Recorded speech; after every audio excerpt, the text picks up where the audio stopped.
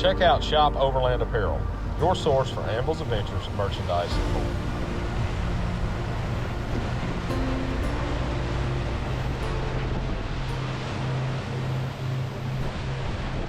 Hi, I'm Tim Pettit from Ineos North America, and I'm here as a product specialist, so just talking about the Ineos Grenadier.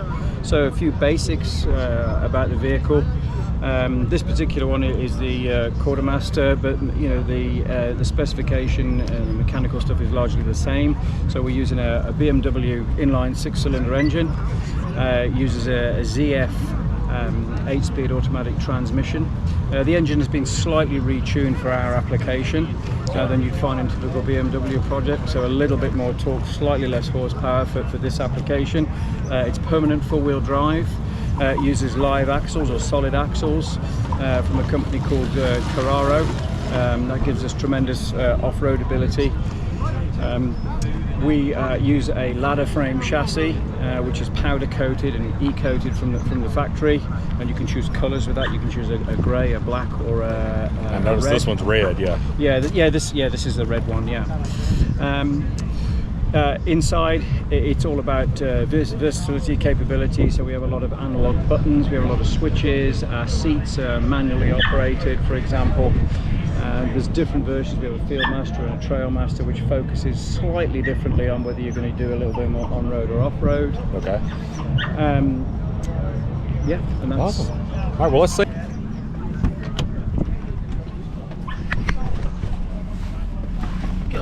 Gets us out of the sun as well. Yeah. All right. So just kind of tell us what. I mean, it's a. So what size is the screen, and do you know?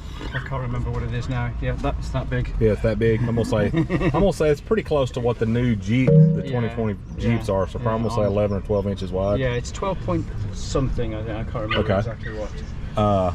Do these just is the roof here just hinged to open up, or do they actually remove? Yes and yes, yeah. So these roof panels are designed so you can see yours is open, mine's closed, so that's how they close. There's a connector on here where you can lift them out. Yeah. Like that. This particular version is a Fieldmaster, so this comes with the roof panels, but yes, you can lift them out, and you can have them as a standalone option if you want. Okay. So you notice there's a lot of buttons, analog buttons here. Yeah. There is a screen, so you can see on the left here. This is displaying, and the ignition's off right now. Yeah. But this left-hand third, if you like, is your speed, your tachometer, your speed, your range, and there's a little bit of configurability with that. Okay. But this over the right here, the other 2/3, if you like, this would be your personal stuff, so whether you want your music or your maps, and it has Apple CarPlay and Android Auto. There's no proper navigation system for the road because everybody uses their phone, and it adds to the complexity, which is kind of against the ethos of the vehicle, really. Okay. There is a Pathfinder navigation, but that's really an off-road. Okay. It's like a breadcrumb style navigation. Okay. Yeah, I know. Yeah, I didn't even realize there's no instrument panel or cluster at all. So there is a little one here. We call it a telltale panel. Yeah. Okay. So that one is your warning lights. So your turn signals, your battery light, your ignition lights, and specifically on this one, that's a lot of that's mandatory. But the sort of non-mandatory stuff like the differential locks, whether you're in low range, that also appears in there as well. Okay. Yeah. And then I guess this is all mechanical, it's not electronic. Correct. So it's going to be similar to Jeep, something like that. Yeah, it's well, yes and no. In as much as it's mechanical, but and I say no because what this does is this does your high and low. So yeah, that's the same. Yeah. But what this transmission runs, this is permanent four-wheel drive. Okay, yeah, so it's all-wheel. So it's yeah, be careful with those definitions because they get banded around a lot. So yeah, so it's permanent four-wheel drive, so it's driving all four wheels all the time on a high grip surface. If we got into a situation like we're on here on our off-road course and the vehicle starts to lose traction, so for example, let's say they're going up that hill. Yeah. Right? Where's the power going to bias? Well, it's going to probably all go to the front. Yeah. Because there's less grip on the front. Yeah. Right? And then let's say we're leaning slightly to one side. Yeah. The side that it's leaning on, that would have lots of grip. So the other side would have not much grip, Yeah. and that wheel would spin. So you'd be basically in one-wheel drive. Yeah. Yeah. Now, as soon as you slide this over, what that then does is locks the front to the back, so that then you are splitting the drive evenly 50-50. So in that same scenario, Yeah. you still might spin the front wheel, but then you've got 50% of the drive to the back. Okay. It's not throwing it all to the front or to the back for that matter. Yeah, depending on the situation. Depending on the situation, yeah. Okay. So this just locks it. But what you mustn't do is have that locked on a high grip surface. Okay. Yeah, Yeah. because then you're forcing the front wheels to turn at a different speed to the back Yeah. wheels, and there's no give, right? There's Yeah. no sort of breathing room, wiggle room, whatever you want to call it. Whereas on this loose surface, absolutely. So it depends where you're using it. And then on top of that, then we have our low range, which is just traditional, torque multiplication. It's just another set of gears for low speed control. Yeah. So I think I haven't been out for a while, but on here, when we're coming down that steep slope, you're in, and it pretty much defaults to second gear in low Yeah. range. And then when you're on the top, you just knock it into one, Yeah. and then we have the mechanical resistance, the engine braking. So yes, Okay. it's awesome in that Yep. respect. Okay, so I guess that, which I just done the course over there, and I was talking to the guy, the driving, it doesn't explain anything I've ever driven, always is trying to come back to center. You go around a turn or whatever, you're turning, it's already coming back to center, which this, I guess, is doing it, but it's almost like you have to drive it back to that point. So can you explain? Yeah.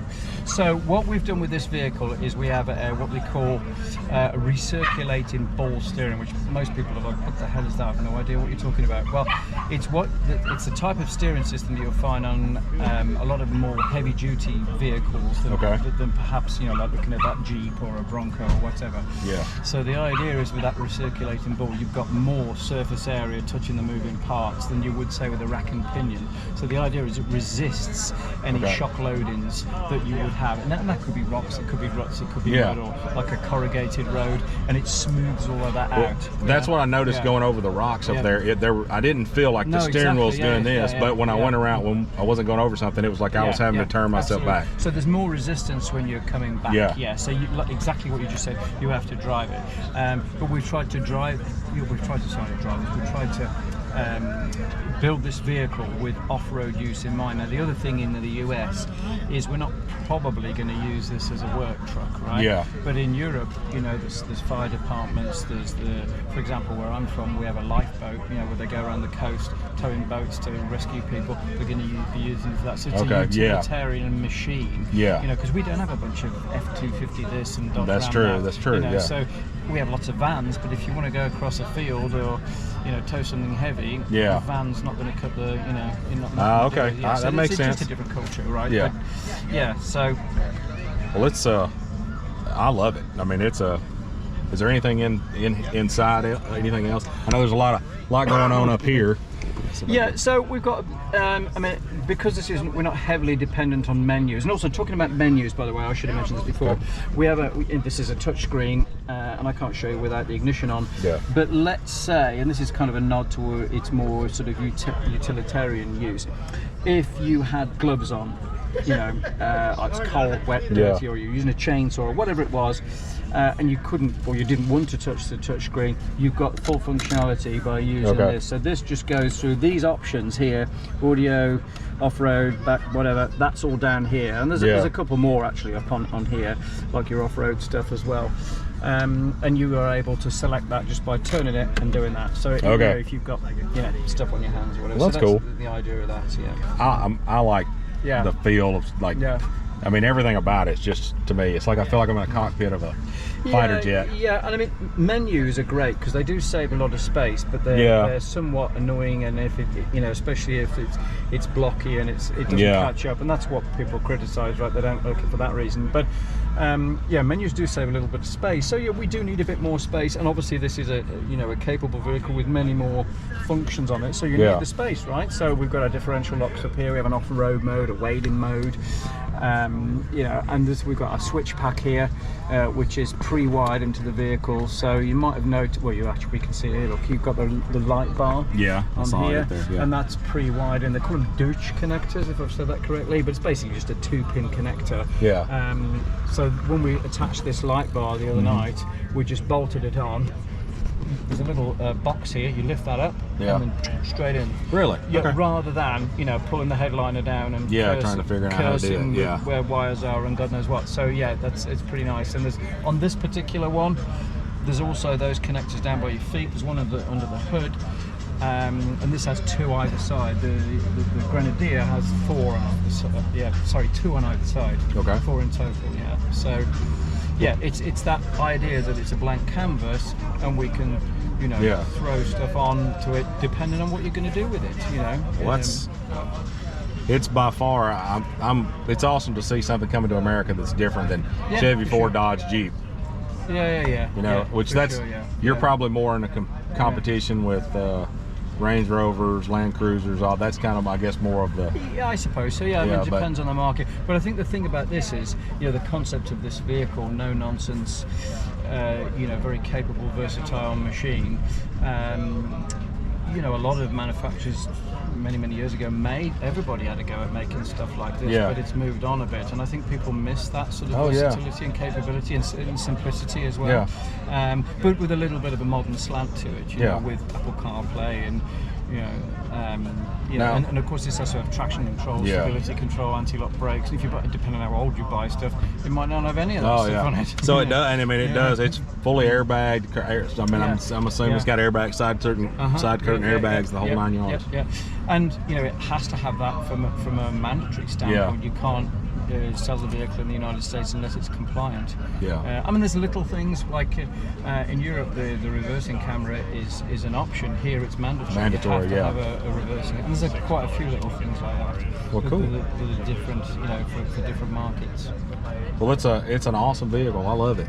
I think it's. I hope it takes the country by storm. I mean, winter. Another thing, you can get. I know he was telling me over there. You can basically get them with no carpet. You can get them like bare bones if you want to.